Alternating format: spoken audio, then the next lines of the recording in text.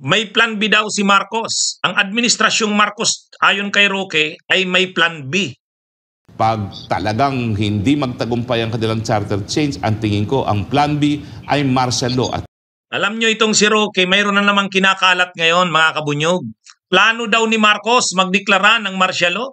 Sabi niya, kapag hindi daw natuloy ang tsa-tsa, ang plan B daw ni Marcos, martial law. naririyan na ang deklarasyon ng ating presidente na nag-a-annex na ng teritoryong China. Ang pag-a-annex po ay isang pamamaraan ng paglusob na dahilan para magkaroon ng deklarasyon ng martial law.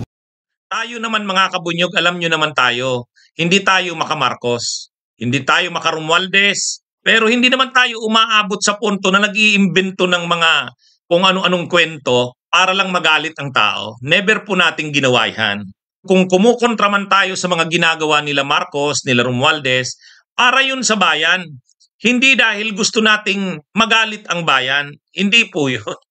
Hindi tayo nanggagatong, hindi tayo nagpi-fake news. Ito, ano to sobra na itong si Roque. Para lang magalit ang tao kung ano-ano ang pinagsasabi. Ginagalit ang tao nila Panelo, nila Badoy, nila Celes, nila Vic Rodriguez kasi alam nila ang dami na lang kinakaharap ngayon na problema. Kasi ngayon, ang Pilipinas ay naninindigan na laban sa China. O syempre, ayaw nila Roque niyan. Ayaw nila Kibuloy niyan. Ayaw nila Duterte niyan. Kasi maka-China silang maka-China . So ngayon, gusto nila na magalit ang tao sa administrasyon ni Marcos Jr.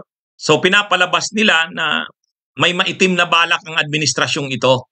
At ang maitim na balak ay gamitin ang issue ng China. Kumbaga, palakihin daw ng palakihin ang issue ng China, palabasin na ang China ay nananakop na ng mga teritoryo, nanlulusob na. Kapag nanlulusob na ito, gagamitin na ang basihan na yan para magdeklara ng martial law. Bakit gagawin daw yan ng administrasyong Marcos Jr.? Kasi daw, pag hindi umubra yung tsa-tsa, ang gusto talaga daw ng administrasyon ni Marcos, manatili lampas sa 2028. So, kapag hindi umubra yung charter change, kasi ayaw ng tao ng charter change, gagawin daw ni Marcos, gagamitin ang issue ng China. Papalabasin na linulusob na tayo, kailangan ng mag-declare ng martial law. Kaya ngayon daw, ginamit na yung terminong annexation. Kapag sinabi mong annexation, abay parang sinasabi mo na nagkakaroon ng panlulusob ang bansa sa Pilipinas. Ang China sa Pilipinas. So ngayon ang tanong ko, ano ba ito? Ang susunod na ba ay martial law?